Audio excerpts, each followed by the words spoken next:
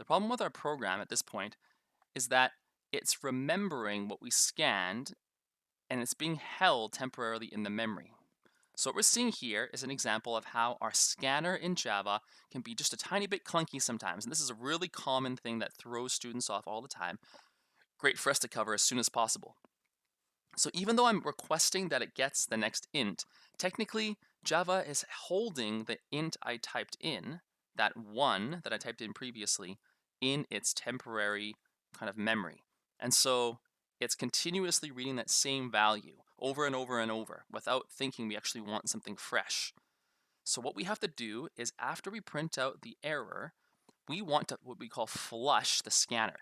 So I'm going to go and just say scan next line, which is going to move the scanner to a new line, which is empty.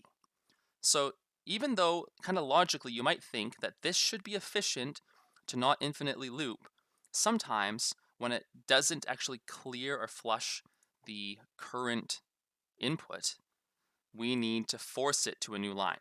And now if I go back here and type in 1, we'll see that it states there's an input mismatch exception, and then it asks me to type in the integer number. And now if I type in A, B, all these are not correct inputs, but it's going to keep on asking me to type in an integer number. Now that I've done it, it succeeds. So this loop forced the user to actually type in the right number. It wouldn't move the program on until the right number was input, which is awesome. It makes our program so much more resilient to people messing things up, tightly controlled, and not ending early because of crashes. Wonderful.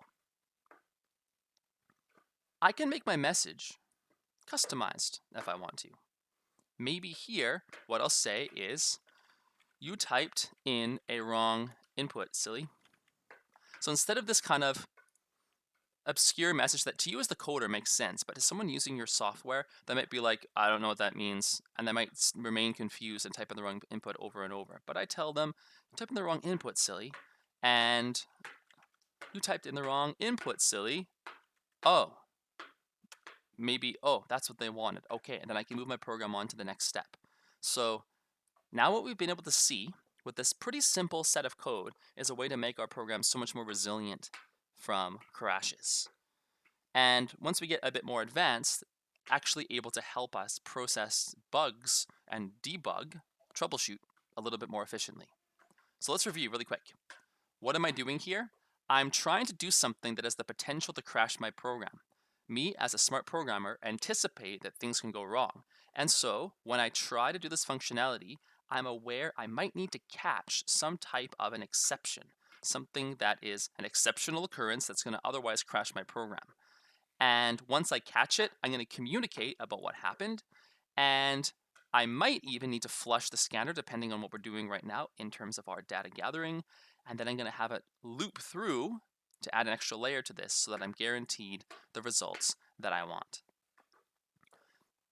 In the notes I provided you for this lesson, you'll see that there's a whole bunch of different types of exceptions that you're going to come across. Some of them we're not going to talk about at all in this course because they're beyond anything we'll run into, and there's certain things we're coding right now.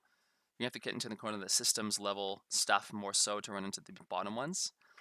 And that there are a lot of exceptions, some of which we probably won't come across, some that we'll come across in our next set of lessons, IO exception in particular, input, output. Some that we might come across, class not found exception, once we get deeper into our object-oriented coding, but then a list of some that we will come across more often. And at the end, I provide a list. My son is just having a blast right now over there. He's so happy. Good to know. Some of the exceptions that you'll be a bit more common to interact with. For the most part, I'm going to let you explore these, but I'm going to show you just one more just to make it really clear kind of what's going on here.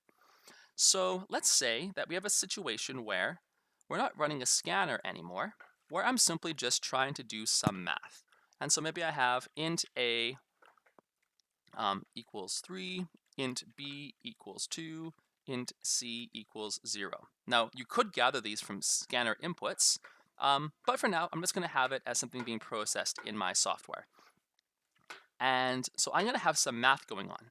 So I'm going to try to do some math, and I'm going to catch something called an arithmetic exception.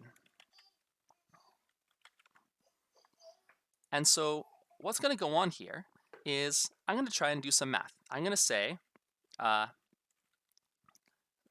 print out A plus B.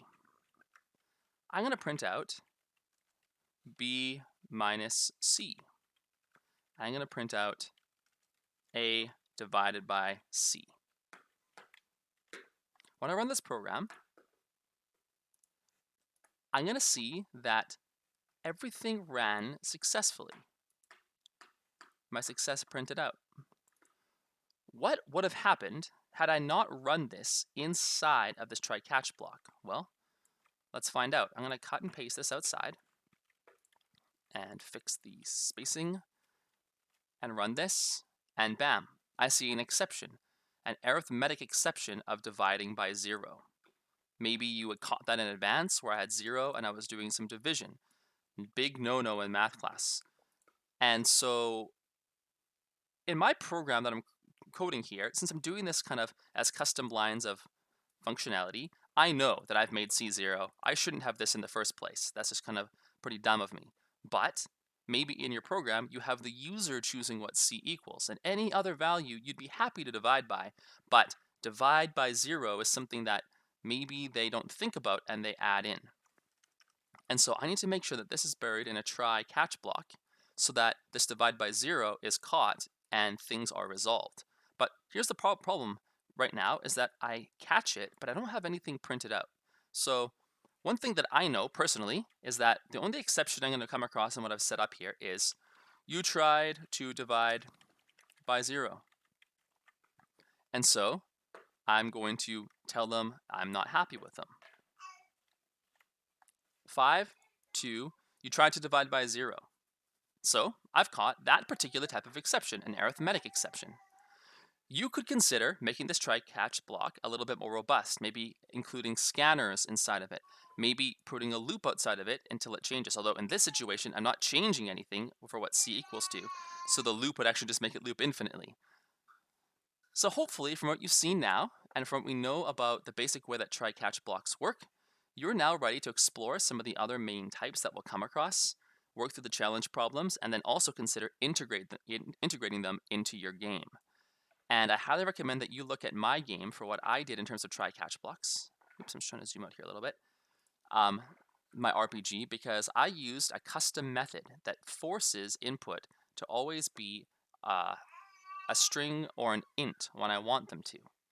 Really, really useful methods to create and add into a program where you want specific types of data at particular times. Good luck with it. It's a really useful and also pretty simple tool. Definitely spend the time building it in so it's second nature to be using them everywhere, and you'll be a happier coder for it. And my son is saying, enjoy. See you guys soon.